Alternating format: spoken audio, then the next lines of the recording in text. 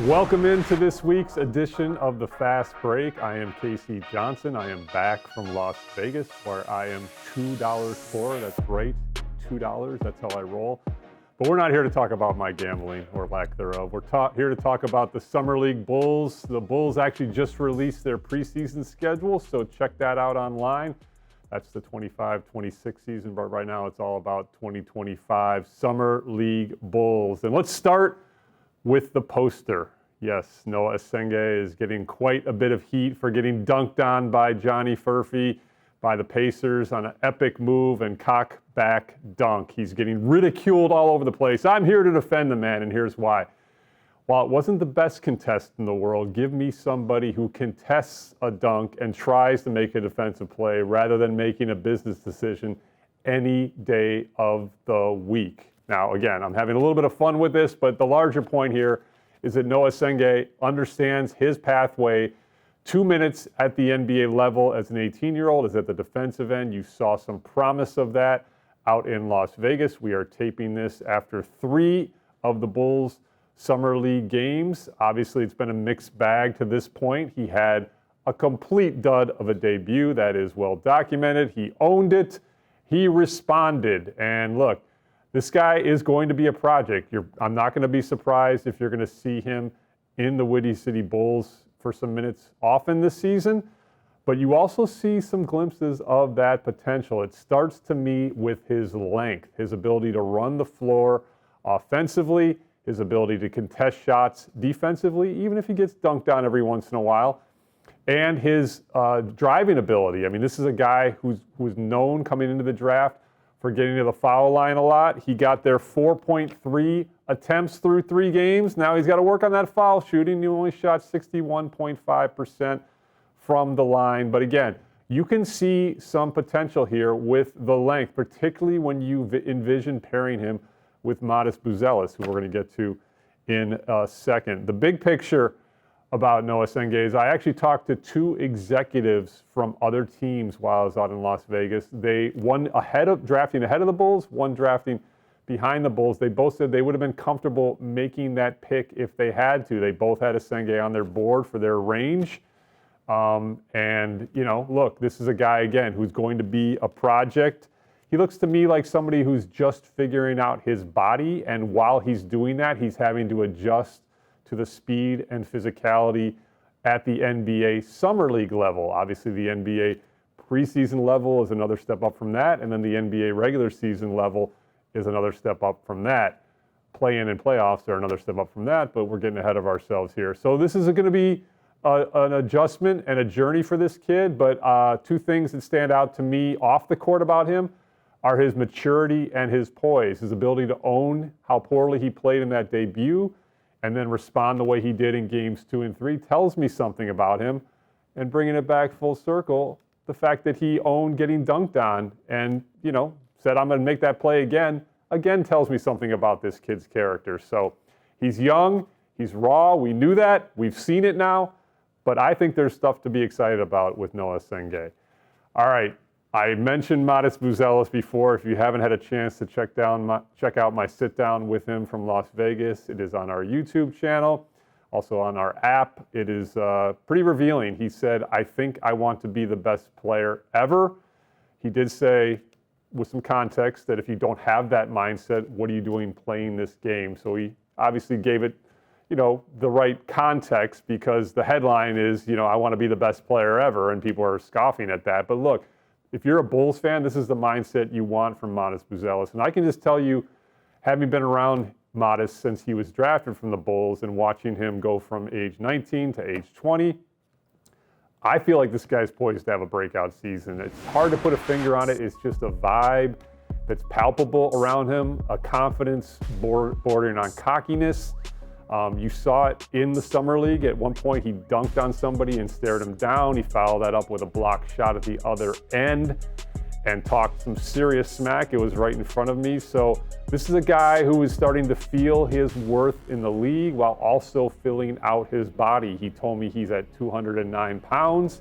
You can see the added muscle.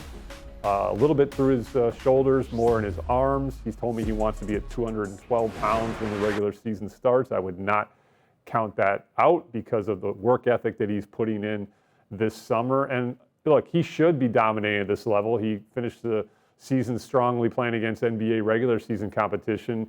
That third game against the Pacers with 28 points gave you a glimpse of what you're going to hopefully see from him moving forward, and that is more ball handling responsibilities. You've heard Billy Donovan, the head coach, and also Billy Donovan III, the summer league coach, talk about, grabbing and going, grabbing that ball off the boards, pushing it up the court, making plays off the dribble. You're going to see Matas Buzelis in more pick and roll situations in the half court.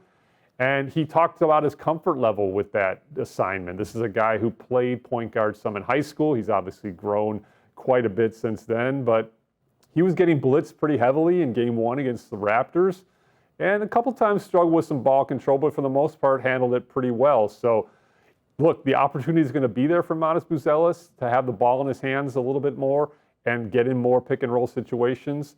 It's what he can do to take advantage of those. And again, I'm telling you right now, it's hard to put a finger on it other than just kind of nuance if you're around this kid a lot, but there is a palpable confidence and vibe to him. I think he's going to have a breakout season. He's got some swag to him. It's good to see if you're a Bulls fan. All right, topic number 3. We cannot talk about the Bulls Summer League team without mentioning Yuki Kawamura. I'm telling you right now that the hype is real. This guy is such a fan favorite. He obviously is trying to become just the second Japanese player in the NBA behind 𝗵𝗻ci h𝗁𝗄𝗃 from the Lakers. Little fun fact here. Last year he played on a two-way contract for the Memphis Hustle of the G League, coached by Chuck Swirsky's son, 𝗵𝗵ci h𝗁𝗄𝗃. Now, 𝗵𝗵ci unfortunately lost his job after doing a fantastic job with the Memphis Hustle last season when Taylor Jenkins was let go from the Memphis Grizzlies. But Chuck Swirsky knows Yuki's game very well, and I talked to him as well as Yuki out in Vegas. And Chuck swears this is an NBA player. He'd obviously would be the shortest player in the league at 5'8". But if you've watched him on this Bulls team, he just has a knack of making plays. He's averaging 5.7 assists, 2.3 steals through these first 3 Summer League games. And while I do not think he will be a member of the Chicago Bulls big team or really their G League team, although there's a possibility there, their 3 two-way contract slots are currently filled. And I would be surprised if the Bulls downgraded in size from Jahmir Young to Yuki. But look, he is opening eyes around the Summer League that he can play at this level, whether that's the G League on a two-way, potentially the NBA level. There's belief from Yuki, I can tell you that. He said that's his only focus and only goal out in Vegas is to earn an NBA contract. He just really, really has a knack for making plays. He picks up full court. He's consistently harassing the ball.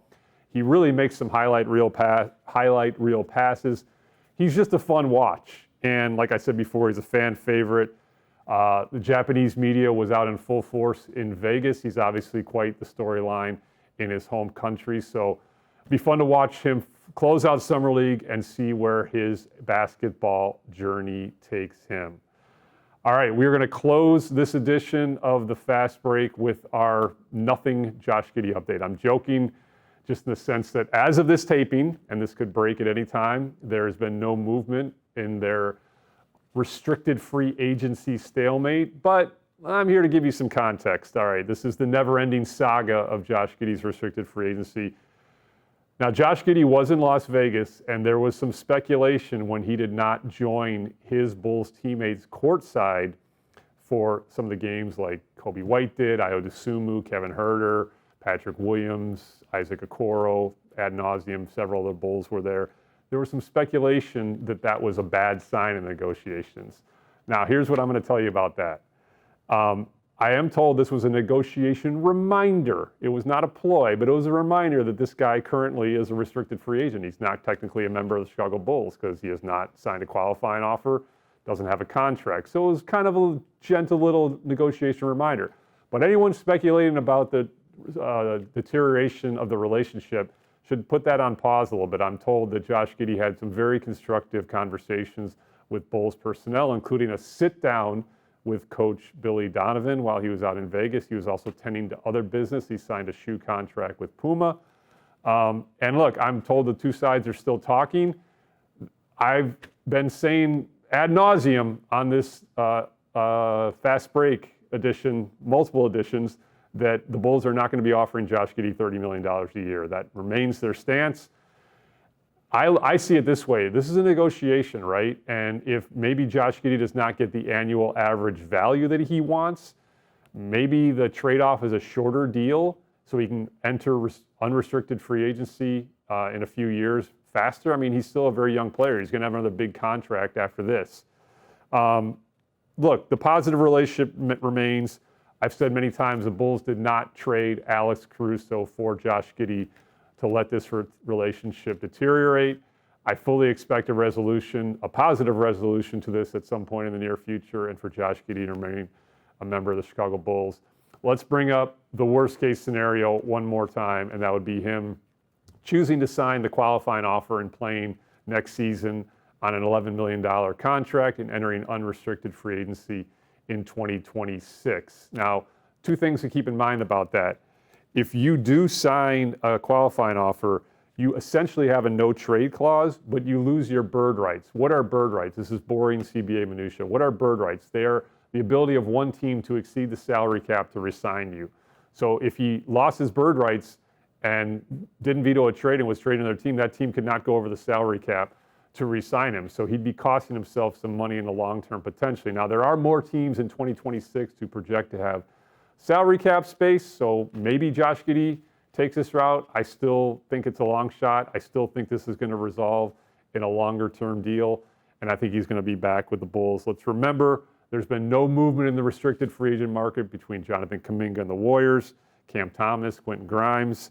Last thing I want to say about this, I talked to an executive out there who went through the restricted free agency situation with a high-profile player recently in the past. He told me, this executive was from another team, it is a delicate dance because you obviously want to make sure that the player feels valued and has confidence going into next season while also negotiating from a position of strength, which the Bulls are. And from my seat, in my conversations, I'm told that's exactly what the Bulls are doing. I think this is still an amicable negotiation. And as I've said many times, I think Josh Giddey will be back in a Bulls uniform. And hopefully we'll see him at those preseason games. Like I said, check out that schedule online. We appreciate you checking out this edition of the Fast Break. We will be back with the next edition whenever news breaks. We'll catch you next time.